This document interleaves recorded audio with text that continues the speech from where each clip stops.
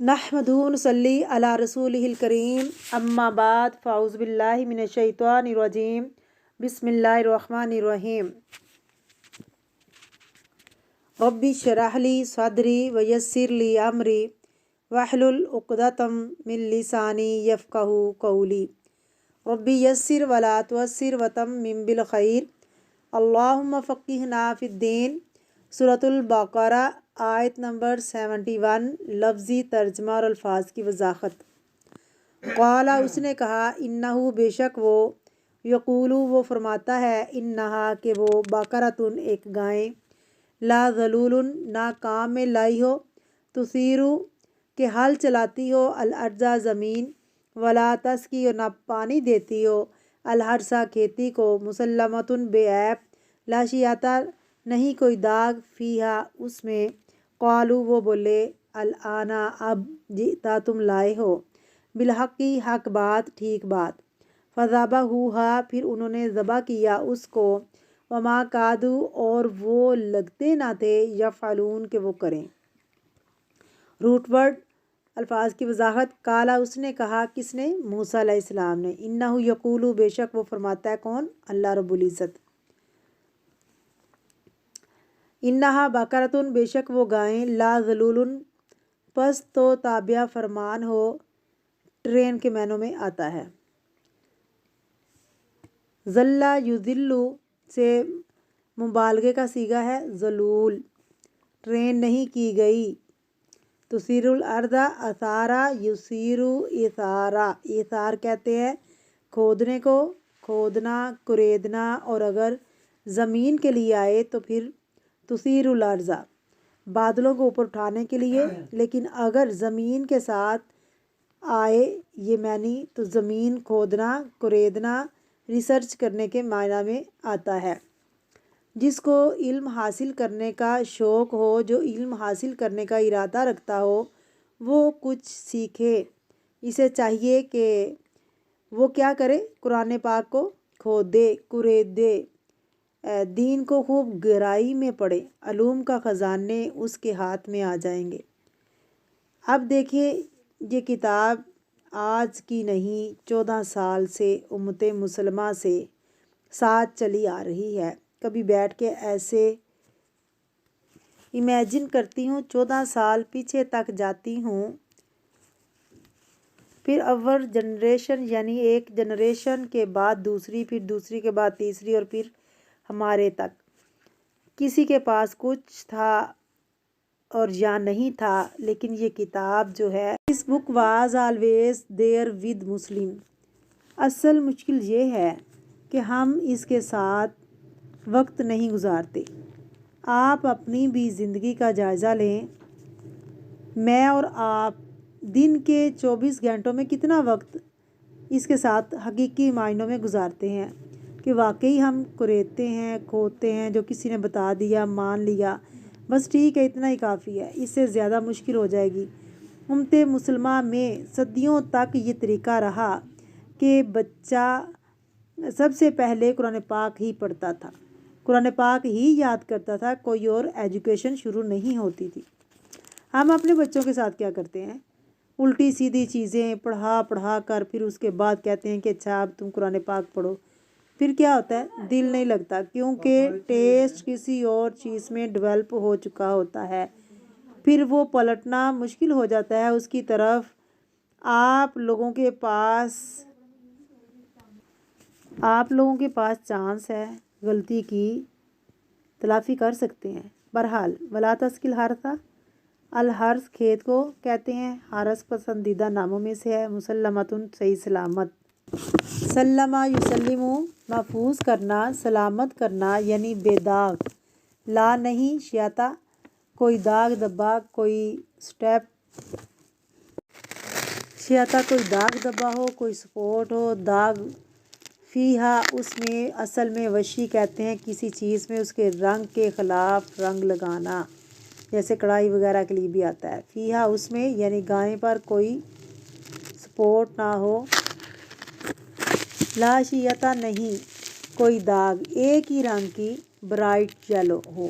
قالو انہوں نے کہا، الآن اب، جئتا لایا ہے تو، بالحق، حق کے ساتھ، یعنی اب لایا تو حق بات، اب ہوئی نا بات، اب ہمیں سمجھ آئی، حالانکہ وہ تو پہلی دفعہ ہی حق لائے تھے، کیونکہ پیغمبر حق کے سوا کچھ نہیں لاتا۔ ایک مرتبہ ایک صحابی حدیث لکھ رہے تھے نبی کریم صلی اللہ علیہ وسلم کی، تو دوسرے نے کہا ہر بات نہ لکھا کرو، کبھی آپ غصے میں ہوتے ہیں، کبھی آپ ہنستے ہیں، کبھی آپ مزاح بھی کرتے ہیں، مت لکھو سب کچھ۔ تو اس صحابی نے آ کے آپ صلی اللہ علیہ وسلم کو سب کچھ بتا دیا۔ تو نبی کریم صلی اللہ علیہ وسلم نے فرمایا کہ قسم ہے اس ذات کی جس کے قبضے میں میری جان ہے، اس زبان پر حق کے سوا کچھ نہیں نکلتا۔ یہ ہوتا ہے پیغمبروں کی سچائی کا معیار کہ ان کی زبان سے حق کے سوا کچھ نہیں نکلتا، جو نکلتا ہے حق نکلتا ہے۔ لیکن جن لوگوں کا ایمان نہیں ہوتا، حجت بازی کرتے رہتے ہیں، بحث کرنے کے بعد کہتے ہیں اب ہوئی نا بات، اب آئی سمجھ۔ ایمان کا تقاضا ہے کہ ہر بات شروع میں ہی مان لینی چاہیے، اگر سمجھ نہ آئے تو سوال کیا جا سکتا ہے سمجھنے کے لیے، اور اس میں ملامت اس کو نہیں، خود کو کرنا چاہیے کہ میری عقل چھوٹی ہے، میری عقل میں کچھ مسئلہ ہے جو خود مجھے سمجھ نہیں آ رہا، ورنہ یہاں تو حق کے سوا کچھ نہیں ہے۔ یہ ہوتا ہے ایمان، ہم خود کو بچا لیتے ہیں اور اپنے آپ کو تو سمجھ لیتے ہیں بالکل پرفیکٹ ہیں، ہائیلی انٹیلیجنٹ لوگ ہیں، اور سارا مسئلہ ہے تو یہاں پر ہے، یہ ہمیں سمجھ میں نہیں آتا، اس کا نہیں قصور، قصور ہمارا اپنا ہے۔ فذبحوها، تو انہوں نے ذبح کر دیا اس کو، وما کادوا یفعلون، اور نہ تھے وہ کرتے، بہت مشکل سے ہی کیا انہوں نے۔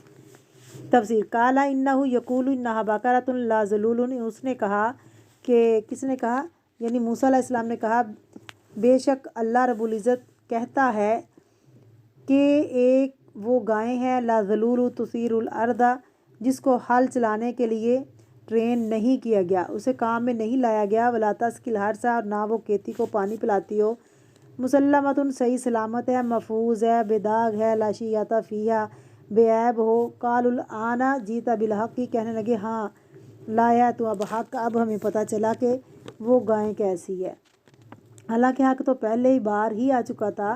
ہمارے دین میں بہت زیادہ سوال کرنے سے، دین کے معاملات سے منع کیا گیا ہے۔ قرآن پاک میں اللہ فرماتے ہیں اے لوگو جو ایمان لائے ہو، مت پوچھو ان چیزوں کے بارے میں اگر تم پر ظاہر کر دی جائیں تو تمہیں بری لگے۔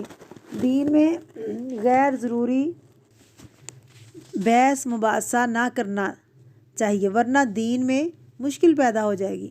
دین کو بوجھل نہ بناؤ، دین میں مشکلات پیدا نہ کرو۔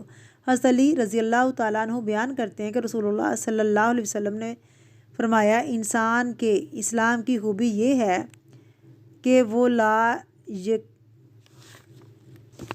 یعنی چیزوں کو چھوڑ دے۔ حدیث میں آتا ہے کہ نبی کریم صلی اللہ علیہ وسلم نے فرمایا اللہ نے تمہارے لیے کیلو کول، یعنی اس نے یہ کہا، اس نے وہ کہا، ہی سیڈ شی سیڈ، اور مال ضائع کرنے کو، بہت کویشن کو ناپسند کیا۔ بات یہ ہے جب لوگوں میں عمل کی نیت نہیں رہتی نا، عمل کا شوق نہیں ہوتا نا، پھر وہ صرف عمل سے بچنے کے لیے حجت کرتے رہتے ہیں۔ اچھا سوال وہ ہوتا ہے جو لوگوں کو عمل کی طرف لے جائے، عمل کی قوت دے، اور غیر ضروری سوال یہ ہوتا ہے کہ جس کا عمل سے کوئی تعلق نہ ہو۔ مثلا نوح علیہ السلام کی کشتی کا ذکر قرآن پاک میں آتا ہے، اگر کوئی پوچھے اس کی لمبائی کتنی تھی، چوڑائی کتنی تھی، تو یہ غیر ضروری سوال ہے۔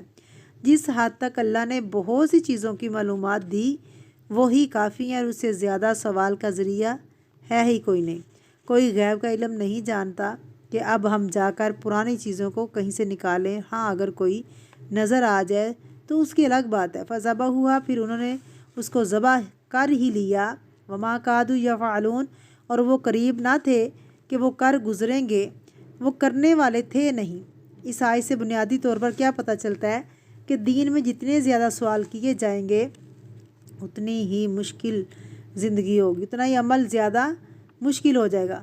لہٰذا ضروری ہے کہ انسان جتنی بات پتہ چلے اتنے کو ہی لے لے اور عمل کر لے۔ اب وہ واقعہ بتایا جا رہا ہے جس کی وجہ سے گائیں ذبح کرنے کا حکم دیا گیا، جو اگلی آیت میں ہم پڑھیں گے۔